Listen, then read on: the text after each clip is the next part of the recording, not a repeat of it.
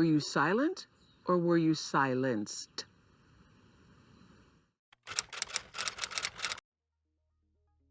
Non-disclosure agreements.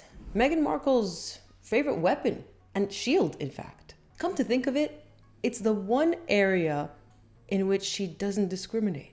Everyone is equally subject to a non-disclosure agreement. Yes, even little disadvantaged school children in Harlem. NDAs are also the reason, potentially, that we might never hear the truth about those pesky bullying allegations that seem to follow her every which way she goes. But there is a very recent development in the United Kingdom that might prevent such silencing tactics from being utilized by the likes of Meghan Markle and, of course, others of her ilk. The thing about NDAs is they have a really bad rap. But when you look at their actual purpose, they're not all that nefarious. In fact, some of them are downright necessary in order for certain businesses to succeed. In a nutshell, NDAs are legally enforceable contracts that exist between an employer and employee to prohibit employees from disclosing specific information pertaining to the business during and after their employment. But here's the key. When used appropriately, NDAs help to protect the legitimate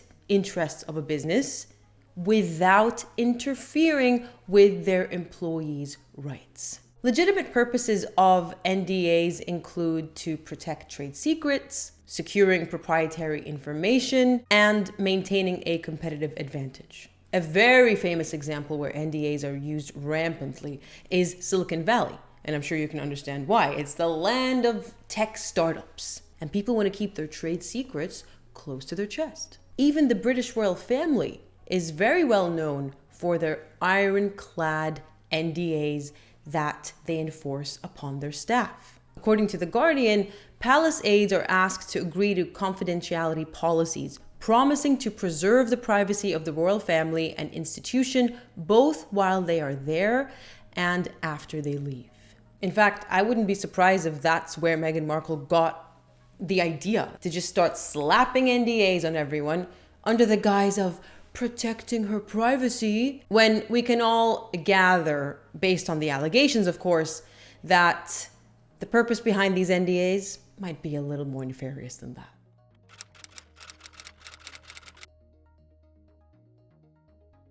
So, this week on Monday night, ministers have tabled amendments to the government's employment rights bill to prohibit the widespread practice of using legally enforceable NDAs to conceal unacceptable behavior at work. Are you listening, Meghan?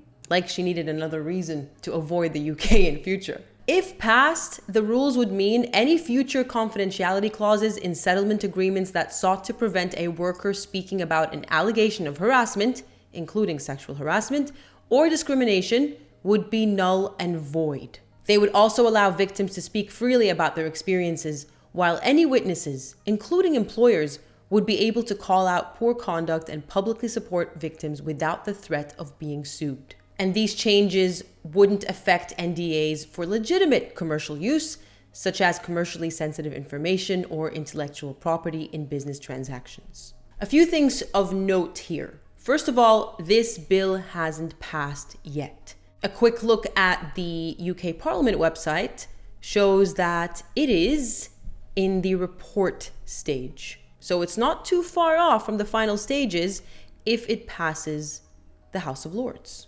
Second thing of note, the Guardian article mentions if passed, the rules would mean any future clauses in settlement agreements would be null and void, not present or past ones. And so unfortunately, what that means for the Sussex Survivors Club, I was about to say the Sussex Squad. Get your Sussexes right. The Sussex Survivor Club technically are still bound by any NDAs that they signed either with the royal family, preventing them from speaking out about Meghan, or with Meghan Markle herself. I would assume they signed it with the palace at the time and not royal individuals. However, there is a very common misconception that these people can't speak out at all because of the NDAs, but I want to save that for the End of the video after we cover California's laws surrounding NDAs, because that's where Meghan lives and works.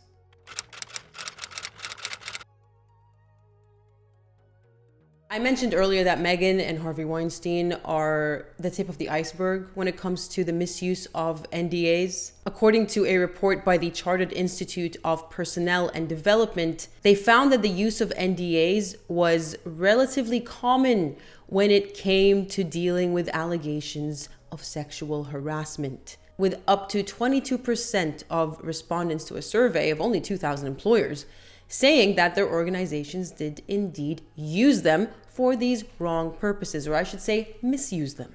Interestingly though, the CIPD also found that most employers wouldn't strongly object to the removal of NDAs in the workplace.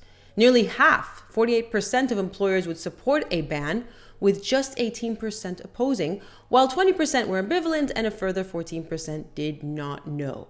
Now, this article goes into how this all came about. I'm not necessarily going to go into that because it's a little bit beyond the scope of this video, or is it? Basically, it's Harvey Weinstein's prior personal assistant. After witnessing what she witnessed and all the NDAs that were used in that whole debacle, she decided to make it her mission to make such NDAs unenforceable. So good on her. Now, of course, the focus of that was sexual harassment because of Harvey Weinstein. But while that was the starting point for these campaigns, naturally, the inclusion of certain other behaviors, such as bullying in the workplace and discrimination, started to get covered, in the sense that you can't silence employees from complaining about these things as well. What's interesting is that it seems that the United Kingdom is lagging behind when it comes to this, because other jurisdictions such as Ireland and yes, even the United States have already taken steps, as we will see, to ensure that NDAs are not misused in this way.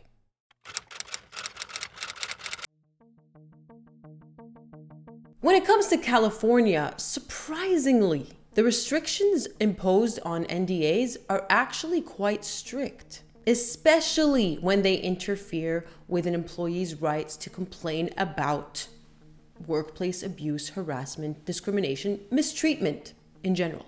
In my research into California, I came across an act called the Silenced No More Act, which became law relatively recently on the 1st of January of 2022. So around 2 years after Megxit. Again, I bet Meghan wasn't too happy about that. And what this act does is it bans confidentiality provisions in settlement agreements relating to the disclosure of underlying factual information relating to any type of harassment, including bullying, discrimination, or retaliation at work. So currently, employers in California are prohibited from requiring an employee to sign a non-disparagement clause, denying the employee's right to disclose information about unlawful acts in the workplace, including, but not limited to, sexual harassment, in exchange for a raise or bonus, or as a condition of employment or continued employment. The Act expands the definition of unlawful acts in the workplace to include any harassment or discrimination,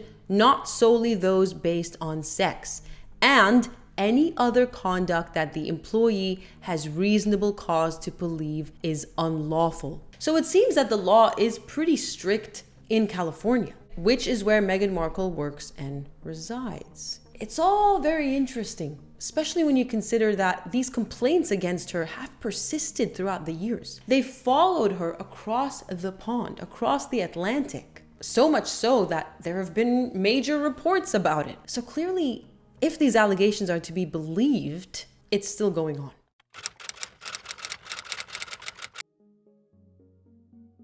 There is a misconception that NDAs can actually be enforced in a court of law if they are used or misused for these nefarious purposes of preventing employees from making legitimate complaints. So for instance, with the whole Harvey Weinstein debacle, all the actresses and actors and other victims or alleged victims who signed these NDAs could have actually breached the NDA to voice these complaints or concerns. And in all likelihood, let's say Harvey Weinstein took them to court, the NDA wouldn't have been upheld, because NDAs cannot be used to conceal criminal or illegal activity. But most laypersons don't know that.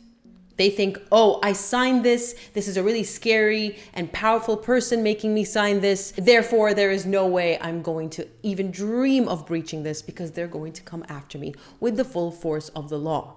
Not knowing, as I said, that the law, they might be surprised to find, is actually on their side. Which is why if anyone out there is in a similar situation or will ever find themselves in a situation such as this, make sure to go to an employment lawyer because they can help you out. They can tell you what your rights are and whether this NDA is even legally enforceable. You'd be surprised how many of these things wouldn't hold any water in a court of law if they ever got to that stage.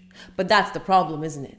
If they ever got to that stage. Members of the Sussex Survivors Club are in a unique situation though, because that's a contract signed with the royal family. And what I mean by that is the concept of loyalty plays into that role, I'm sure, in a significant way. It means a lot more to serve the royal family, I would imagine, than to just be an employee making money for some faceless owner of a corporation.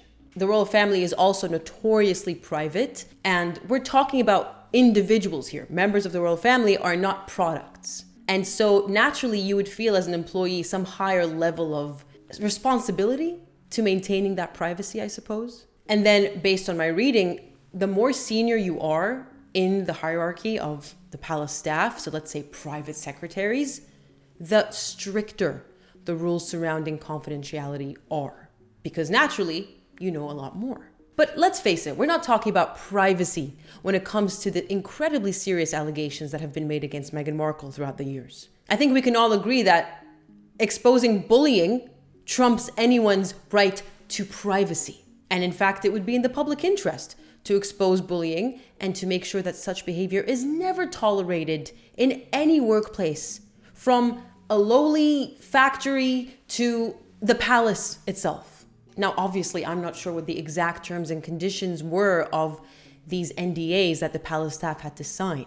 But other than taking this to court and having a court declare that this NDA is not enforceable because it's concealing illegal or unacceptable behavior, workplace harassment, that's what bullying is, there is another option: whistleblowing. Now, you could be devil's advocate and say that that's way too serious for bullying, but really, is it way too serious? Because I don't think anyone can argue with a straight face that bullying, especially on the scale that Meghan Markle engaged in, is not a serious problem.